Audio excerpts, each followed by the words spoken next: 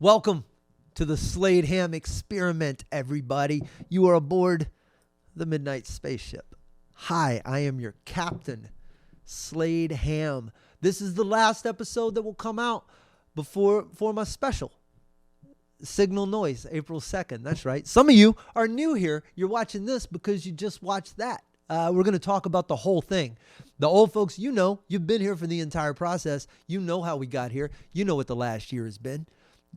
Here's what we've learned, though. I want to talk about that this episode. I want to get the whole thing out, tell you what we did. If you're a new comic and you're trying to make a special, or an old comic you're trying to make a special, you're a fan that wants to know how this got done, here we go. This is all of it because I've kind of distilled the process now. And I think I've done so many podcasts and so many interviews about this stupid thing, and we keep talking about why I'm independently releasing when I had distribution offers. And with the stand-up special, I want to start by saying not everybody should do a special. You shouldn't. This isn't for you. Some of you don't have any. I'm not saying I do. This is not me saying my product is better. This is me saying that what drove me to do this was pure. That's what you got to ask yourself. The prime question at the beginning of anything you're about to do has to be, why am I doing this? What do I want? What's the purpose?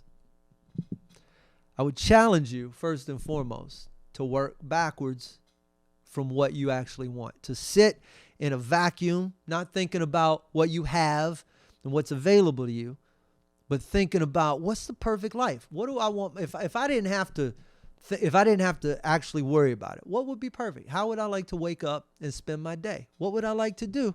What time would I like to get up? How would I like to spend my morning? How would I like to spend the middle of my day? How would I like to spend my evening? Who would I like to spend that time with? What would I like to spend that time doing? When would I like to go to bed? What do I want to eat? Where do I want to go? What do I want to see? All those questions, fundamental. What things do I want to be in my life? That's what you got to ask yourself before you go doing something like a comedy special. Because it's going to take a significant chunk of your life. You can't just do it. It's not like you just, I'm going to make a comedy special real quick. Let me go knock that out tomorrow. It's going to be a year of your life, minimum.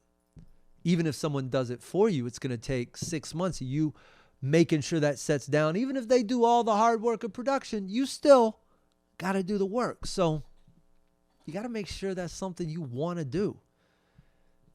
If it's not stand-up comedy, whatever it is in your regular life, before you start going, give me that promotion, you got to stop and ask yourself what your days will become. What will my tomorrows look like if I say yes to this? I wasn't doing that for the longest time. So with this, that's exactly what I did. I looked at everything that's been in my diet for the last 25 years. Where have I been? What have I done? How have I played the game? What do I want more of? I damn sure want more of that chocolate croissant in Sorrento, Italy. I definitely want less of that condo in Tucson, Arizona. Like, I want to play stages where people are there to see me. I want to do more of the special, right? Standing ovation on my way to the stage. You know how much more fulfilling that is than trying to tell jokes in a bar where they won't turn the TVs off, or where you got to compete with the crack of a rack of pool balls. Like, when you got to look at your life and go, what do I want more of? I don't want to get more work like that. I want more good work, more satisfying work. So when you sit down and look at what you're trying to make, you got to put yourself through because I do this this is what I have fought against for years and much more heavily recently. I can talk myself out of stuff because I think that the worst case scenario is too terrifying to go forward, right? Oh, I can't do that because of that. And if you just say that, which often, there's like the gut reaction. You want to do this? Oh, God, no. If I go, you want to go skydiving? Oh, God, no. Or whatever your fear is. You want to go scuba diving? God, no. You got to kind of sit with it. You kind of got to sit in it and really explore scuba diving, right? If you're scared of doing it, It's because you haven't done it. So you kind of got to sit with what it feels like to have a regulator in your mouth, what it feels like to actually conceptualize being underwater, to understand that, wait, maybe that weightlessness isn't a bad thing, that maybe I won't feel claustrophobic because I've been thinking in 2 dimensions. I'm imagining all of this having me tied up in 2 dimensions, but underwater, it's 3 dimensions. In fact, not only are you not claustrophobic, it's more open than you're accustomed to, because it's not just lateral. You can now move vertically. It's kind of the opposite of claustrophobic. But on the surface, when you just go, do you want to go scuba diving? No, because you say it, and then all of that panicky cascade flows through your body. All the what ifs. Oh no, God no, I heard this. Blah, blah, blah, blah, blah. If you sit there and think it through, all right, well, what's the worst case scenario? If I go scuba diving, what happens? Could my mask fall off? All right, well, I know how to fix that. You just blow some bubbles. That's science. You put it right back on. My regulator could break. It couldn't get air from the tank to my mouth. Well, I got a backup regulator. Okay, how bad can that be? The tank could what? Explode. You could be down there, I guess, but you're diving with a buddy. There's always someone there. Mathematically, there's no way 2 tanks are going to explode. You just grab the regulator. You put it in. You go up. Like, all of your worst case scenarios aren't that bad. So making a special, same thing. I'm raising the money. I'm trying to make this. What are all the worst case scenarios? If you put the right people in the right places, the worst case scenarios aren't that terrifying. All right, a camera goes down. We got 5 others. This guy gets sick. Okay, I know other people. I forget the jokes. All right, we're taping 2 shows. Like, there's all that. What if people hate it? Fuck them. You got to understand what you're trying to do. Where am I trying to get? I knew I wanted to be able to make these without relying on someone else, without having to wait for a dry bar comedy or somebody else to call me and go, hey, do you want to do this special? One of these dudes up in New York who just random comics, they're just spitting specials out left and right. It's lovely. I'm sure they're fantastic. That's not what I wanted. You don't have any control over that. I don't get to decide where all the cuts go necessarily. I don't get to decide how long it is. I don't get to decide the aesthetic. I don't get to decide a lot of stuff. That's all important to me. And if you're going to decide all those things, if you want all those things under your control, you kind of need to understand them. It's stupid sometimes. I've sat in the room feeling so dumb because I don't know how something works. And people are like, what do you think? I don't think. I'm sitting here trying to figure it out. Because I never took the time to understand the thing they were asking me about. You asked me about comedy specials. Now I know. I can answer some questions. I spent time studying them. I spent time watching them. I spent time making them. I spent time talking to the people who know how to make it. That's all of this you do instead of just walking in a room and waiting on someone to tell you when to go. Because if you do it that way,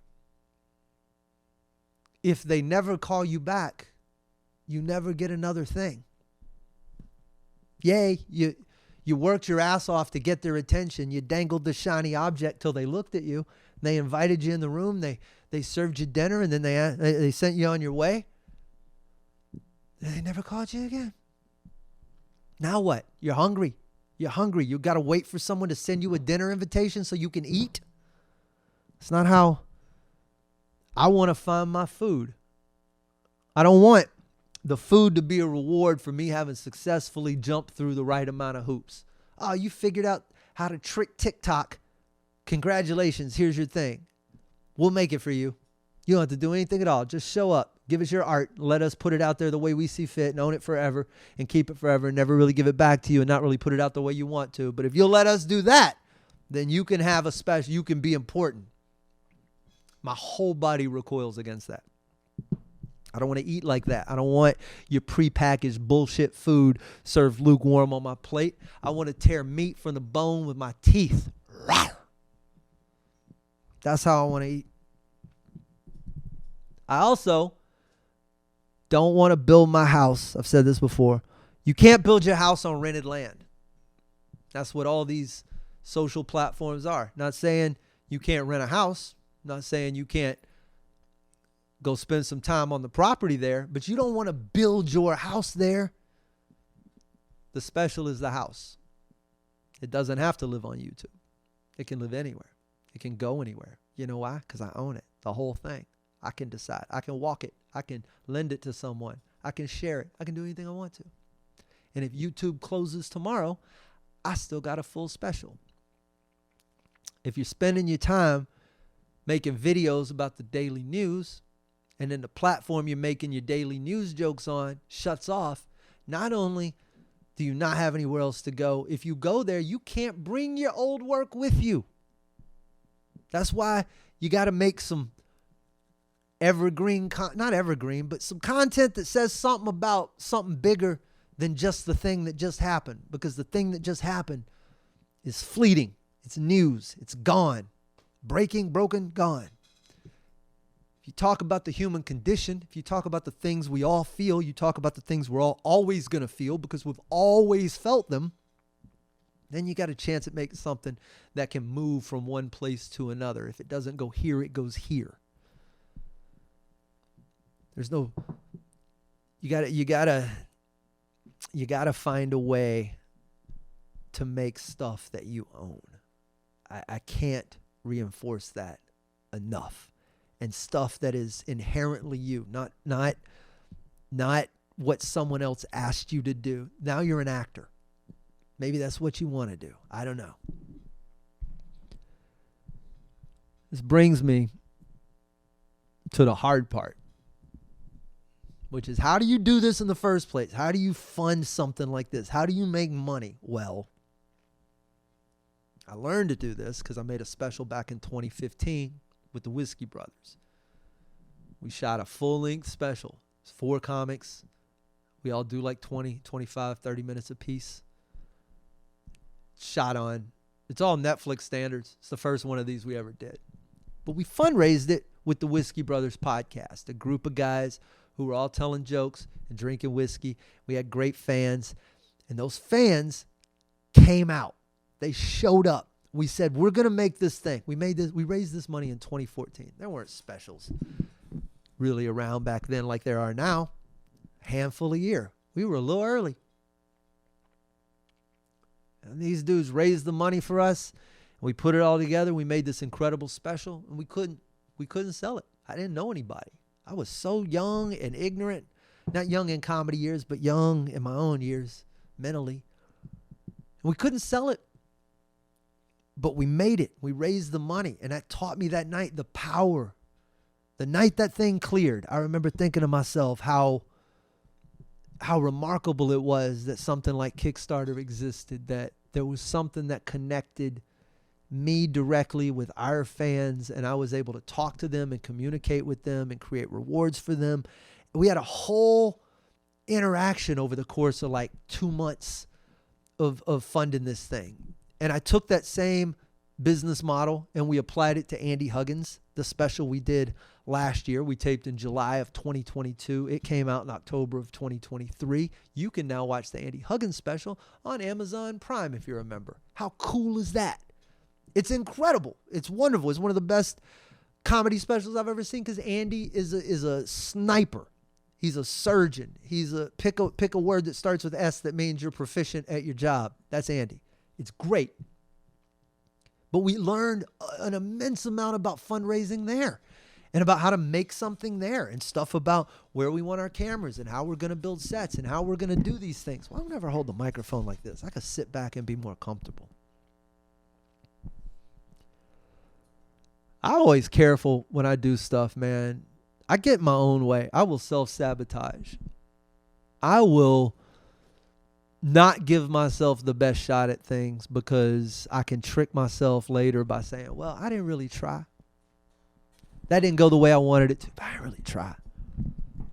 Fundraising can be that way. It's really easy to not do everything at your disposal. The biggest thing you got to do, this is the hard one. You got to make it. Here's how a fundraising campaign goes. You got a Kickstarter. It comes out in a week. The whole week before, you better spend calling everybody you know directly, reaching out directly, call them if you can first. Text them if you can't call them. Email them if you can't call or text them. Tweet them after that. But the most personal connection you can find, you need to reach out to everyone you know and say, here's the thing that's important to me that I'm doing. I'm taking a chance and I'm trying to make this thing. If you can help, great. But mainly I just want you to share this with your network. If you know anyone who might be interested, that's all I'm looking for. And if you do that, why is this out of focus? If you do that the whole week leading up and you tell these people, I need you to come through for me on the 1st when this launches. That's when it's important to get this momentum behind me. People will do it. They will if you tell them it's important to you. Don't ask them for some money for some nonsense. Don't ask them for money and not be able to deliver what you're asking for the money for.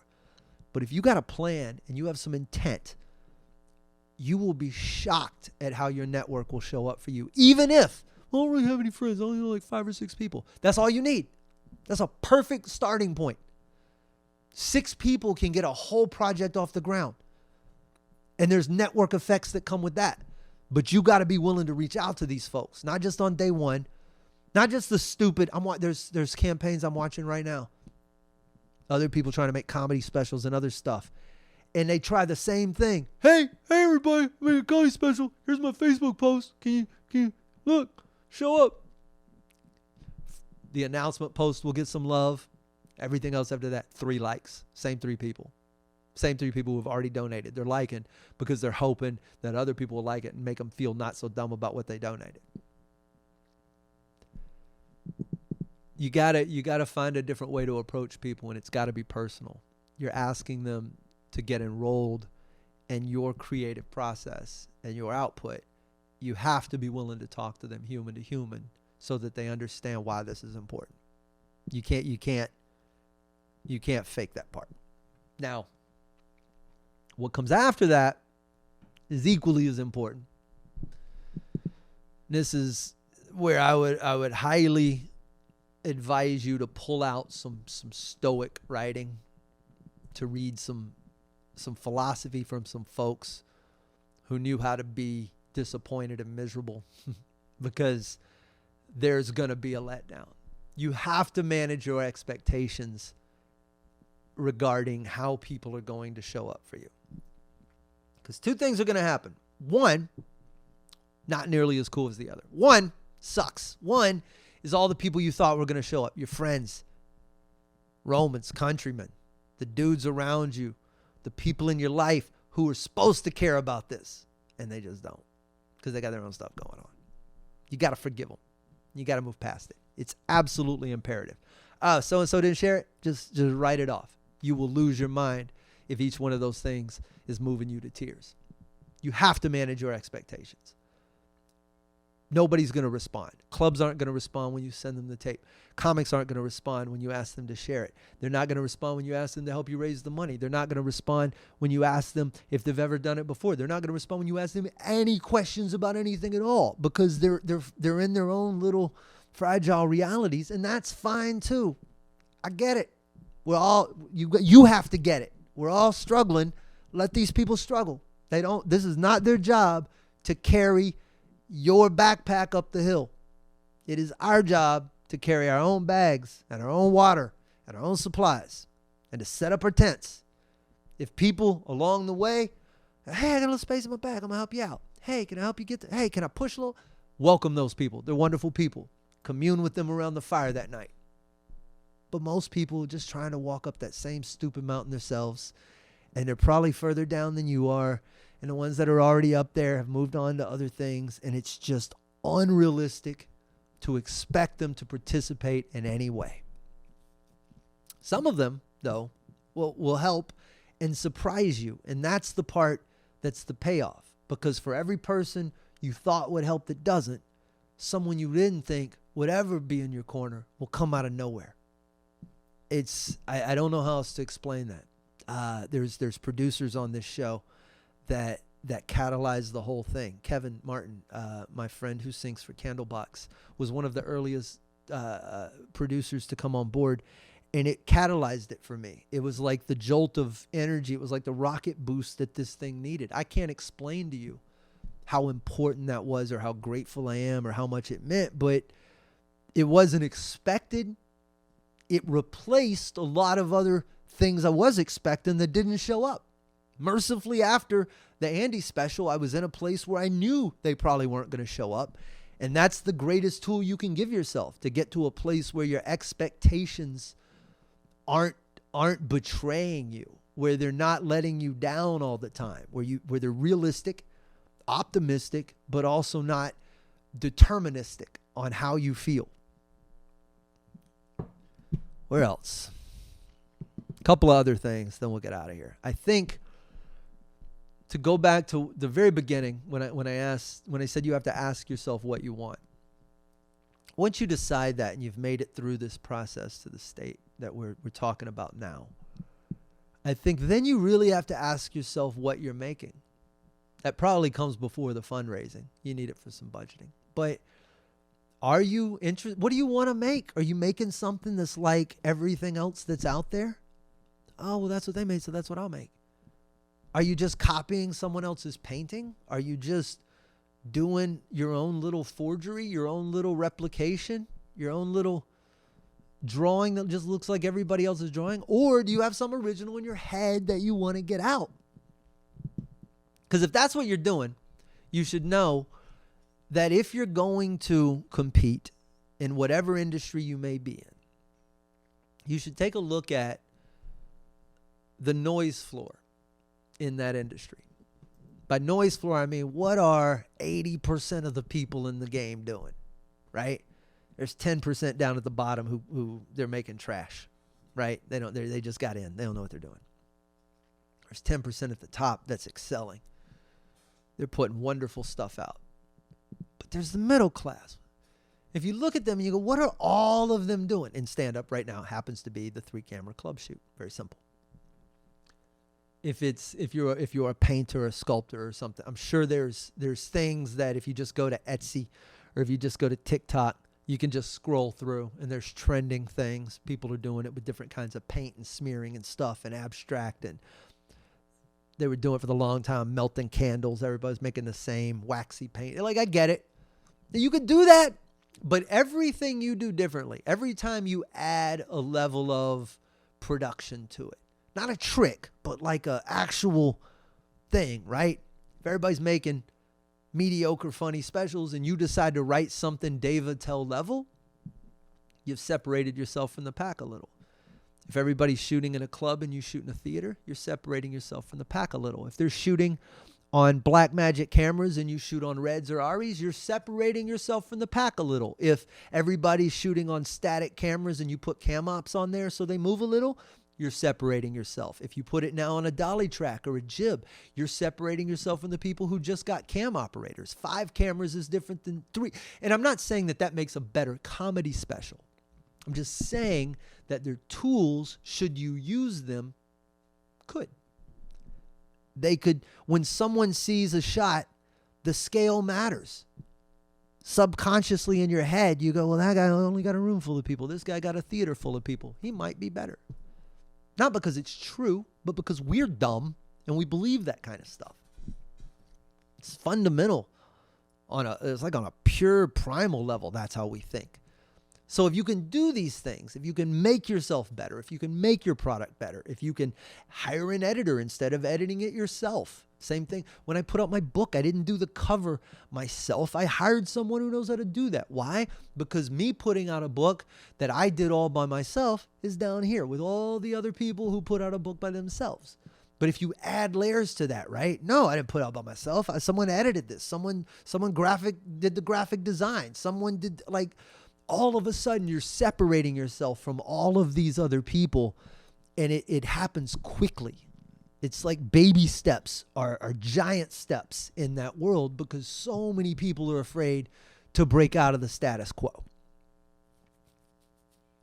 2, inside of what you're making, trying to define what it is.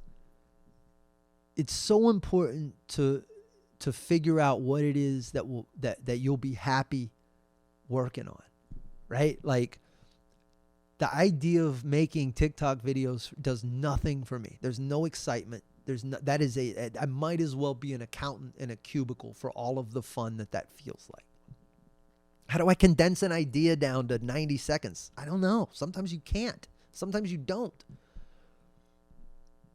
So I have to think about the ideas that keep me up at night, the things that wake me up in the morning going, you should do that. I have to think about how to turn those into the project I'm making. I think Seth Godin said that we don't have jobs. We have a series of projects. That's how I like to think about it. I have a thing I'm working on now, and then when I'm done with this thing, I'll work on the next thing. That's the point you're trying to get to. And then a point where you get to be more and more particular about what those things are that you're saying yes to. What gets you up? What's possible? What's on the edge of possible? That's where I try to keep my head. I don't want to make I want to make more of what I just made. How do we make something now that accomplishes what we were talking about before? Because what you want, see if I can make this thought come out. If you want something that is a win-win, something that if it comes out and no one sees it, or it doesn't get the accolades and the approval, the achievement you want out of it, that somehow you still got something out of it, that you left with a skill set or a connection or a network or an ability or a product or something that is non-zero, that's worth the effort and time you put into it. So when I'm thinking about what's going to be next, I'm trying to think of, all right, what's right on the edge of my capabilities? What's barely possible, so that once I've done it, even if it sucks or doesn't do what I want it to do, I now no longer have that deficiency. That's no longer a thing I couldn't do. That's like where I want my head to be. That's where we're supposed to be as artists. What can I learn? That's why I podcast. To sort out ideas, to learn how to communicate, to turn random nebulous thoughts into finite, concrete things that I can convey to another human being. On stage, in my real life, through a book, through a joke. I don't know. To learn the production elements of it. To get a story together, to figure out how to take something that happened and decide on the version of it I'm going to carry with me for the rest of my life, and maybe even in a way that I can keep telling it in a way that helps other people. You have to like what you do. You have to feel what you do. You have to care about what you do. Because chasing the algorithm, chasing the game, trying to catch up to your peers who are doing something before you are will drive you nuts. It will burn you out. It will chase you away from the thing that you love and leave you with nothing. I hope that explains it all. I hope that you watch the special. I hope you enjoy it. And more than anything, I hope you know that you can do just about anything you want to. And this is proof. And I'm nowhere near done. I'm glad you're here. I'm glad you've stuck around. Thank you so much to all of you who took the journey with me. Most importantly, to those of you who contributed to the Kickstarter. I hope you enjoy seeing your name in the credits. You look beautiful there. You made me smile when I typed that list. I am grateful for all of your involvement and for the fact that I get to tell jokes for a living. You can see me soon. Tulsa, April 10th. Before that, I'll be in Louisville, April 4th through the 6th. I've got some really cool Texas dates coming up. Canada in July. I'm joining up with the Texas Outlaw Comics. You can catch me in Baton Rouge, May 9th. There's lots of things to pay attention to. Not the Texas Outlaw, the original Outlaws. Good God, Slade, get it straight. Who are you a part of? I love you all the most. Sladeham.com for all things me. Full schedule, links to the special. And as always, I love you. I'll see you on another episode soon.